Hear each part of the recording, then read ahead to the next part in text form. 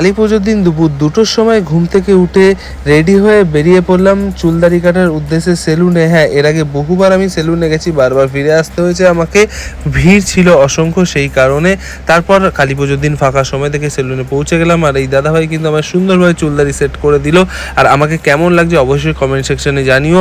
আর একটু ফ্লেক্স না করলে হয় না, তাই আয়নায় দাঁড়িয়ে একটু ফ্লেক্স করে নিলাম, বাইরে এসেও চেক আপ করে নিলাম সব ঠিকঠাক আছে কিনা। তারপর পৌঁছে গেলাম আমি আমার একটা বন্ধুর দোকানে, যেখানে কিন্তু আমার বাহনটাকে ভালো করে স্নান করে নিয়ে আসলাম, কারণ অনেকদিন ধরে ওকেও স্নান করানো হচ্ছিল, বর্ষার কারণে বারবার কাদা কাদা হয়ে যাচ্ছিল। বাহনকে স্নান করার পরে কিন্তু আমার স্নান করার পালা, যেটা কিন্তু হয়তো পুকুরে এসে স্নান না করলে হয়তো সেই তৃপ্তিটা পাই না, তাই পুকুরে এসে কিন্তু একটু লাফালাফি ঝাপাঝাপি করে নিলাম।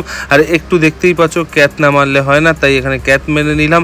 তারপরে একটু সূর্য প্রণাম করলাম, যাতে আমার বডিটা আরও আপগ্রেডেড ভার্সনে নিয়ে যেতে পারি। আর তোমাদের ভালোবাসা থাকলে তো অবশ্যই সেটা পারবো। তারপর কিন্তু দেরি না করে চট জলদি রেডি হয়ে বেরিয়ে গেলাম অনিকে পিক করতে। আর কালী পুজোর ঠিক 4 দিন আগে থেকে অনির প্রচণ্ড জ্বর ছিল, যে কারণে ঘরে 4 দিন আবদ্ধ থাকায় ওর মুডটা অফ ছিল।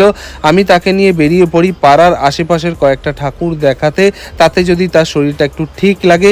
প্রত্যেকবার আমরা বারাসাতে চলে যাই মায়ের প্রতিমা দর্শন করতে, এবারে হয়তো সেটা পসিবল হলো না, আবার নেক্সট টাইম যাব। তারপর চলে গেলাম বড় কালীমার দর্শন করতে, যার অপরূপ দৃশ্য দেখলে কিন্তু যে কারোর শরীরই ঠিক হয়ে যাবে। অনির শরীরটা অনেকটা ঠিক লাগছিল মায়ের দর্শন করার পর। তারপর চলে গেলাম আরও এক জায়গায় মায়ের দর্শন করতে, যেখানকার থিম ছিল চন্দ্রোদয় মন্দির। আর মন্দিরটা সত্যি অসাধারণ বানিয়েছিল, তার সাথে সাথে মায়ের কিন্তু অপরূপ দৃশ্য দেখলাম যা মনকে ছুঁয়ে গেল। তারপর গুটি গুটি পায়ে দুজনে এগিয়ে গেলাম আরও একটা প্যান্ডেল আর ঠাকুর দেখতে, যেখানে কিন্তু অনেকে দেখতে পেলাম। তারপর চলে গেলাম সেই প্যান্ডেলের ভেতর, যেখানে কিন্তু জেলেদের নিয়ে একটা থিম বেস প্যান্ডেল বানানো হয়েছে, যেখানে কিন্তু মায়ের একটা অ্যাগ্রেসিভ লুক আমি দেখতে পেলাম, যেটা কিন্তু ছিল অসাধারণ। তোমরাও দেখে বলতে পারো কিরম লাগছে মাকে। তারপর দুজন মিলে চলে গেলাম দাদার দোকানে, একটু চা খেলাম, চা খাওয়ার পরে একটু ফটোশ্যুট করে নিলাম, যেগুলো হয়তো তোমরা ইনস্টাগ্রামে দেখতে পারবে। সব শেষে কিন্তু দাদা আমার জন্য একটা স্পেশাল ম্যাগি বানিয়ে দিয়েছিল, যেটার সাথে কিন্তু দোকানের চিকেন ফিঙ্গার আমি ফ্রি পেয়েছিলাম। প্রচণ্ড গরম ছিল, কিন্তু এত জোরে খিদা পেয়েছিল, গরম অবস্থাতেই আমি খাওয়া শুরু করে দিয়েছিলাম। আর সত্যি ম্যাগিটার টেস্ট অসাধারণ ছিল। তোমরা পারলে কোনোদিন আমার দাদার দোকানে ভিজিট করে অবশ্যই ট্রাই করতে পারো। অসাধারণ টেস্ট ছিল, যে কারণে কিন্তু আমার মাসেলটাও একটু পাম্প খেয়ে গেছিলো। আর জানোই আমি যে কোনো খাবার খেলে কিন্তু আমার একটু মাসেল পাম্প করে যায়।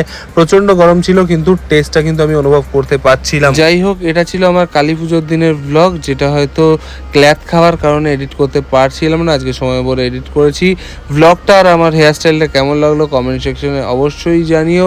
আর যারা এখন আমায় ফলো করেনি অবশ্যই ফলো করে নিও। আর কীরকম ধরনের কন্টেন্ট বা রিলস তোমরা দেখতে চাও সেটাও আমাকে ডিরেক্টলি মেসেজ করে জানাতে পারো। চলো টাটা, দেখা হবে নেক্সট ব্লগে।